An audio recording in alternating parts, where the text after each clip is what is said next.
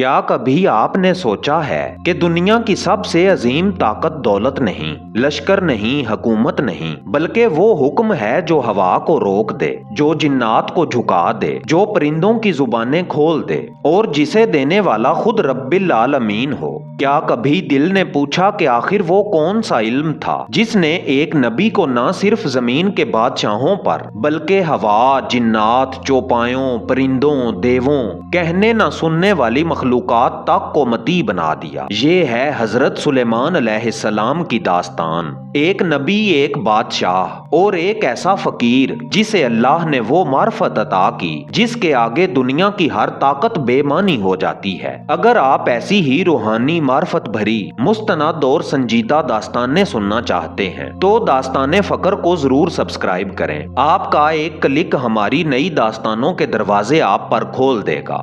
یہ وہ دور ہے جب پہاڑوں کے سائے لمبے تھے، ہوائیں خاموشی میں راز سنایا کرتی تھیں، اور زمین کے پردے میں ایسے اسرار چھپے تھے جن تک عام آنکھ کی رسائی ممکن نہ تھی۔ حضرت سلیمان علیہ السلام ابھی جوان تھے۔ اپنے والد حضرت داؤد علیہ السلام کی حکمت اور نورانی تربیت دل پر لیے ہوئے ایک دن ایک عظیم آزمائش پیش آئی۔ دو عورتیں ایک بچے پر دعویٰ کرتی ہیں، دونوں کہتی ہیں یہ بچہ میرا ہے۔ حضرت داؤد علیہ السلام فیصلہ دونوں کے دلوں کی سینہ کوبی میں دیکھ رہے تھے، مگر حضرت سلیمان علیہ السلام نے دلوں کی خاموشی کو سنا۔ آپ علیہ السلام نے فرمایا، محبت لینے میں نہیں، قربانی دینے میں کھلتی ہے۔ ایک تلوار لاؤ، بچہ دو حصوں میں کر کے دونوں کو دے دیتے ہیں۔ ایک عورت خاموش رہی، دوسری نے روتے ہوئے کہا، نہیں، اسے زندہ رہنے دو، یہ اسی کا ہے۔ یہ فیصلے کا لمحہ تھا۔ حضرت سلیمان علیہ السلام مسکرائے، حقیقی ماں وہی ہے جو اپنی چاہت قربان کر دے، یہ بچہ اسی کا ہے۔ اور یہ اعلان زمین پر گونج اٹھا کہ اللہ نے حضرت سلیمان علیہ السلام کے سینے میں وہ نور رکھ دیا ہے جو ظاہری آنکھ نہیں دیکھ سکتی۔ یہ فیصلے تھے جو بادشاہ نہیں، نبی کرتے ہیں۔ یہاں سے وہ غیبی طاقتیں کھلتی ہیں جنہیں سن کر انسان حیرت میں ڈوب جاتا ہے۔ یہ تسخیر نہیں، یہ امانت تھی، وہ امانت جو اللہ اپنے خاص بندوں کو عطا کرتا ہے۔ حضرت سلیمان علیہ السلام نے جب ملائکہ اور جنات کی دنیا کا حکم پایا، آپ نے فرمایا، جو طاقت اللہ دے وہ بندے کی نہیں رہتی، وہ اللہ کی رہتی ہے۔ میں اس کا نبی ہوں، اس کا فقیر ہوں۔ یہ وہ وقت تھا جب دھوئیں کے ستونوں جیسے جن سر جھکائے، ہاتھ باندھے کھڑے رہتے، کچھ پہاڑوں سے قیمتی دھاتیں نکالتے، کچھ سمندروں کی تہ سے موتی جمع کرتے، کچھ محل بناتے، حال بناتے، اور کچھ دریاؤں کے نیچے سرنگیں کھودتے۔ دنیا طاقت دیکھتی رہی، مگر حضرت سلیمان علیہ السلام نے کبھی اسے اپنی طاقت نہیں کہا۔ آپ فرماتے، جو جنات کو حکم چلا رہا ہے وہ میں نہیں، وہ اللہ ہے، میں تو صرف اس کی مرضی کا دربان ہوں۔ سب سے عجیب معجزہ وہ تھا جسے پڑھ کر انسان کا دل کپکپا اٹھتا ہے، ہوا کا حکم۔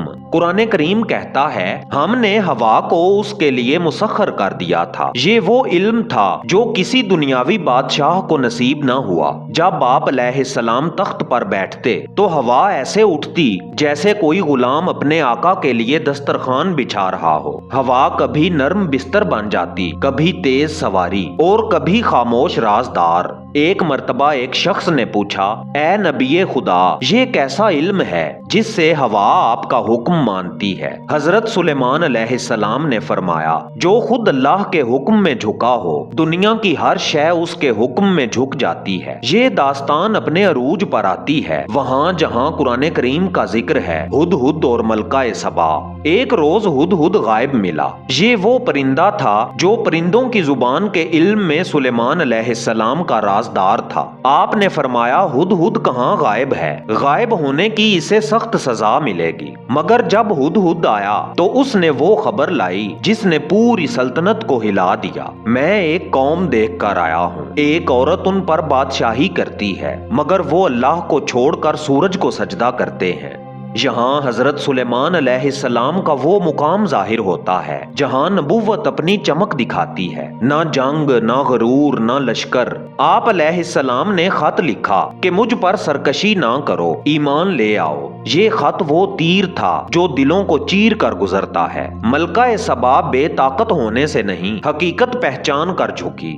میں سلیمان علیہ السلام کے ساتھ اللہ رب العالمین کے آگے سر جھکا دیتی ہوں۔ یہ ہے نبوت کی طاقت، جہاں جنگ بغیر تلوار کے جیت لی جاتی ہے۔ یہ وہ مقام ہے جہاں دنیا حیرت سے رک جاتی ہے۔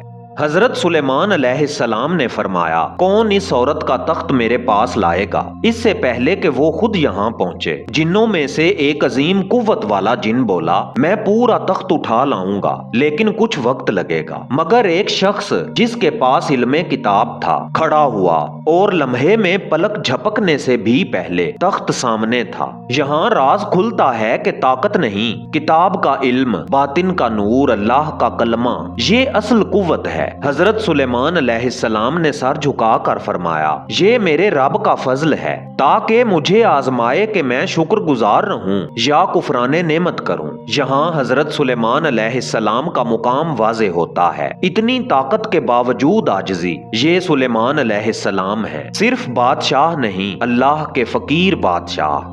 جنات کی دنیا میں ایک گروہ سرکش ہوا کرتا تھا۔ وہ اپنی طاقت پر گھمنڈ رکھتے تھے، لوگوں کو ڈراتے اور کبھی کبھی انسانوں کے دلوں میں وسوسے ڈالتے۔ مگر حضرت سلیمان علیہ السلام کی سلطنت وہ تھی جہاں جنات کی سرکشی بھی دم توڑ دیتی تھی۔ ایک دن سرکش جنوں کا سردار آیا اور بولا، اے سلیمان، ہم تیری اطاعت کیوں کریں؟ حضرت سلیمان علیہ السلام مسکرائے، ہوا رک گئی، فضا میں سکوت پھیل گیا، پرندوں نے پر سمیٹ لیے۔ آپ علیہ السلام نے فرمایا، میں تمہیں حکم سے نہیں ڈراتا، میں تمہیں اللہ کے حکم سے ڈراتا ہوں۔ موت بھی جہاں نہیں پہنچ سکتی، اس کے عرش کا حکم وہاں بھی پہنچ جاتا ہے۔ جن کانپ گئے، سر جھکا لیا۔ یہاں معلوم ہوا کہ نبوت کی ہیبت وہ ہے جو نظر سے نہیں، روح سے محسوس ہوتی ہے۔